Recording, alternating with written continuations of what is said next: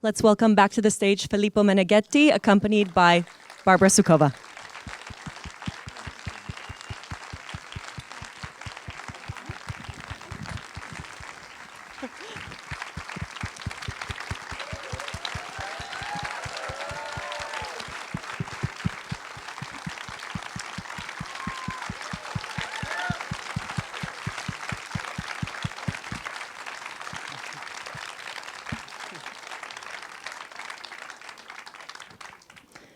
Thank you, congratulations. Thank you for being here. Thanks to you. It's a very emotional ending. I'll let everyone gather their thoughts and think of their questions, and I'll start with a few of my own. First, Filippo, you wrote the script along with Melissa Bovorasmi. Can you please tell us how the story came to be?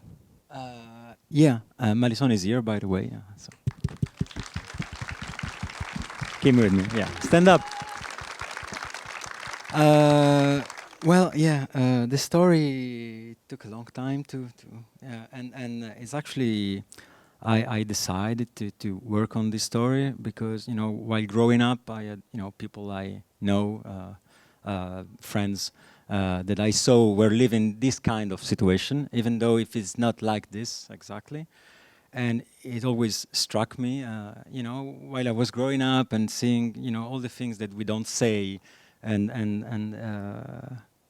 then one day actually I was thinking for a lot of years I would like to tell a story like this, but I never find the right way. And then actually one day I was in a friend's place and I hear voices from the upper floor, and I go up, because he wasn't opening the door, he was in the shower actually. So I went up and I see these two doors open, and there were two women speaking to each other, one door to another, and I got interested, and I was really like a little bit peeping on the landing, just it was really strange, and there were this and actually so I asked my friend later on what was it, how come they lived like this, and there were two widows actually that they just became widow at the same time, both of them, and not to feel lonely they decided to live like this. So nothing to do with the story, but then at that time I was wondering how can I depict this love story that I had in mind, and it came like this. And then we worked for 5 years to finance it. So it's like 2 seconds, and then the work has to be done. But that was that was it. Barbara, it's your first time seeing the film. Can you give us some reactions? Well, it's very very quick. Now, I'm very happy. Thank you. I'm very relieved. Yeah, I think you did great editing there, because, of course, when you see it the first time, it's not exactly in the order the way we were shooting it, and I think you've done a great thing with the script. But I can't stand here and praise our own film, right? No, but I'm content. But it's strange to see for the first time if you have seen nothing, before. Can you tell us a little bit how you prepared with Martine Chevallier to play these roles? Well, these kind of roles you have to dig into your own life, and Martine and I met, and the first thing we talked about was that we were both not gay, and that opened up a big conversation about men between us. It was nice that we are the same age, and we were happy that for two older women he made a script, and Marison a script, and I was wondering when I first met Filippo, why are you doing a film about two older gay women? And he told me that he had a friend, he was inspired by a situation. Yeah, we mostly talked about our lives, because there's no historical content or anything really to research, and we talked about men a lot, and about love, because I don't think this is just primarily about homosexuality or something. It's about love, and I think that has to do with people and not necessarily with their genitalia only. So yeah, we talked a lot about our life, and we opened up, and we have both theater experience and film experience. So that was our preparation and talk, of course, with Filippo. I would love to take some questions from the audience. I'll repeat them after you so everyone can hear. Is everyone in complete shock? In the middle. I just want to say thank you, and then I just gotta feel orgasm. Great. It's cool. A comment. This gentleman has had a film orgasm. Thank you. Anyone else? Yes, in the aisle.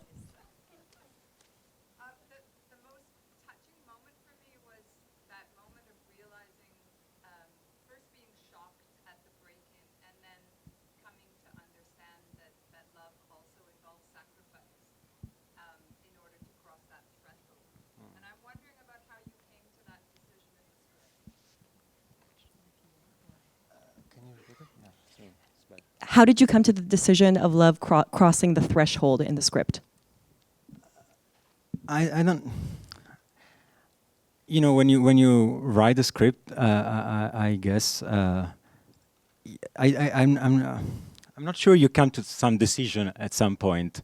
It is just the way it unfolds while you're writing, and then. It's funny because sometimes I just watched the film and I was wondering for some choices why we did that and why. No, but I'm sincere. It's very strange the way the story has its own will and basically love is sacrifice, but it's also an obsession. It is so many things, and the idea was to make to depict the complexity of what also love is, and love is a lot of bad things and love a lot of good things at the same time, because it is like this, and as long the longer a love story goes, I guess the more the complexity gather and mix up things. So I don't have the right answer. I'm sorry. I think in the end it wasn't really written in the script that I kind of cry, right? And I didn't know that it would happen, but at this moment when I looked at Martine's face, which had something so dreamlike and almost innocent, it just really brought me into I remember an you said that at the emotion. end of the take, you told her, "You are so beautiful," and I was amazed that there was this. Yeah, there was I something was there real. when you start to say, with her, we are not gay, both of us. Are we gonna do and everything? And then at the end, we are shooting, and I see there is something going on, and it was amazing. It's just like you create a reality, and that's not, that's. We dreamed about it. But I think this is really interesting what you're talking about, the portrayal of intimacy on screen, especially because, Barbara, you said the film wasn't shot chronologically, but really from the beginning you have this very special bond together. So how much time did you actually spend preparing and getting to know each other before you started shooting? Not really. We had this one dinner, and that's what you do as an actor. You just imagine that you love this person. And you dig into your own experiences, and whether it's a man or a woman or a cat or a dog or a house, it's love. I think love is not necessarily something that is just inspired by the other person. It's something that's in you or it's not in you, and you have to try to access it. And if you have a director who allows it and a screenwriter who writes a good script, it's easier, I mean, I have to say, my experience of seeing it for the first time, you never really know how old you actually are.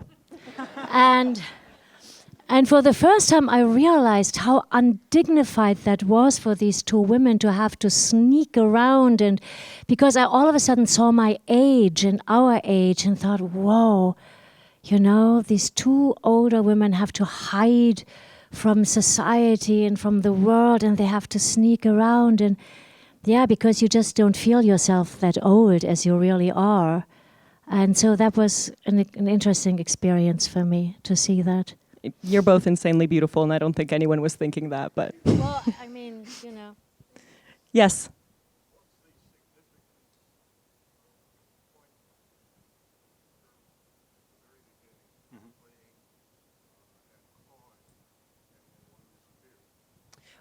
What's the significance of the two girls playing in the beginning? Barbara asked me this question before shooting, and I said I don't want to talk about it. Basically, because to me it has various possibility. It is not a flashback for sure. It is not something real, but somehow all the dream-like sequence are. The idea was to have something, because it is an obsession also, an obsessional kind of love, was to have a tool to get into the mind of the character somehow, and to build up something that at the very beginning in the script there were more dream kind sequence, then we didn't shoot it, and shooting is always like this, and the idea was to have something that create a bond in the imaginary world between them, and is it a dream sequence? Is it real? What it's cinema? It's a movie scene, and it has the same quality of reality of the rest of the film because it is on screen. So and there is no. I don't think I want to know exactly what does it mean. It's an image. I had this image, and yeah.